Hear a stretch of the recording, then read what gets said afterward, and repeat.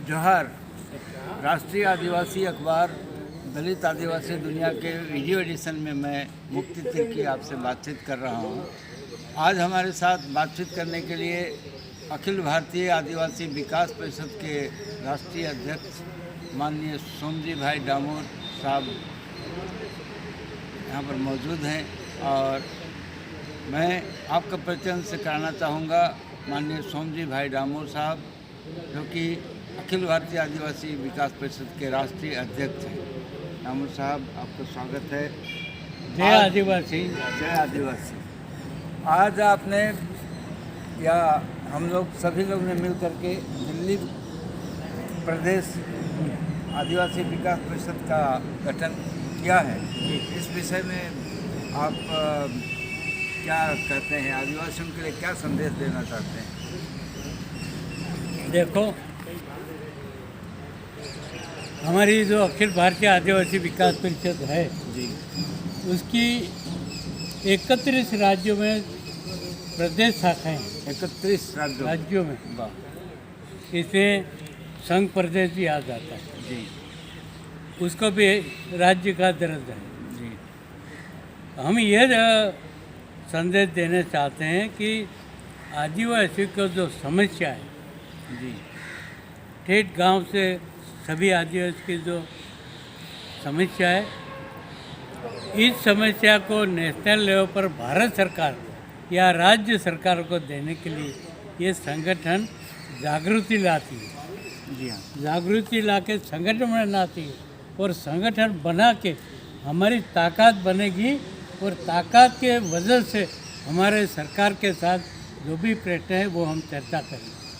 जैसे कि हाँ समस्या की बात आती है हाँ तो आसाम जैसे प्रदेश में जी वहाँ के 1 करोड़ आदिवासी, जी उनको अनुसूचित जनजाति की मान्यता नहीं है। जी तो क्या आदिवासी विकास परिषद उनको मान्यता दिलाने के लिए?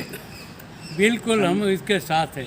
ये समस्या हमारे ध्यान में है, कई दफ़ा सरकार को हमने लिखी भी है और अब हमें सरकार को ये कहेंगे कि कोई भी आदिवासी कोई भी राज्य से कहीं भी हिंदुस्तान में जाता है वो आदिवासी ही रहेगा। ऐसा करो, ये हम लाना चाहते हैं कि चाहे आसाम चले जाओ, मेघालय चले जाओ या गुजरात चले जाओ या मैं कहीं भी, वो आदिवासी है, वो आदिवासी वहाँ भी आदिवासी रहेगा। और वहाँ के 1 करोड़ आदिवासी जी उनको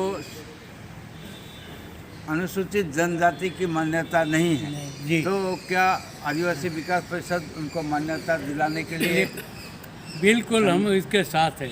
ये समस्या हमारे ध्यान में है, कई दफ़ा सरकार को हमने लिखी भी है और अब हमें सरकार को ये कहेंगे कि कोई भी आदिवासी कोई भी राज्य से कहीं भी हिंदुस्तान में जाता है वो आदिवासी ही रहेगा। ऐसा करो, ये हम लाना चाहते हैं कि चाहे आसाम चले जाओ, मेघालय चले जाओ या गुजरात चले जाओ या मैं कहीं भी, वो आदिवासी है, वो आदिवासी वहाँ भी आदिवासी रहेगा। और इसको लाभ जो भारत सरकार स्टेट गवर्नमेंट का जो अधिकार है उसको मिलना चाहिए। दूसरी समस्या आदिवासियों की जो है सारे देश में, ज़मीन की समस्या। हाँ और ज़मीन की समस्या की वजह से हमारी लड़ाई बराबर हर राज्य में होती है। हमारा ज़मीन कब्जा हो जाता है और इसमें जो कानून बना है, अनुसूचित जाति अनुसूचित जाति जनजाति अत्याचार निवारण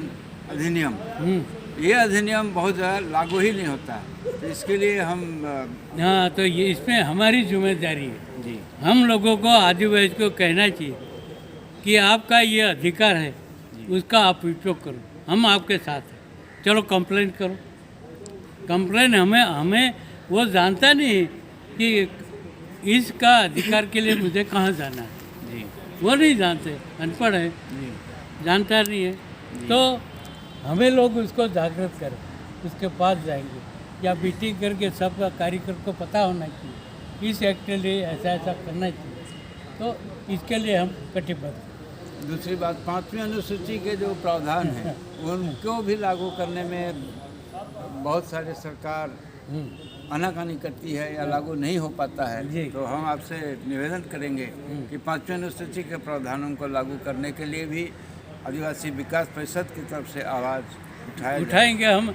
हमारा ये सम्मेलन 20 तारीख को जयपुर में, जी ऑल इंडिया का आदिवासी का सम्मेलन, जी इसी में आप ये प्रश्न लाइए, हम प्रस्ताव पारित के चर्चा करके प्रस्तावित पारित करके हम सरकार को देंगे और उसके पीछे पड़ेंगे कि इसका अमल होना जी। चाहिए। हमें कई रेजोल्यूशन पास किया है और बहुत से रेजोल्यूशन सरकार ने हमारा माना, यह भी मान जाएगा। ठीक है, हमारे साथ बातचीत करने के लिए बहुत धन्यवाद अध्यक्ष साहब। जय आदिवासी। जय आदिवासी।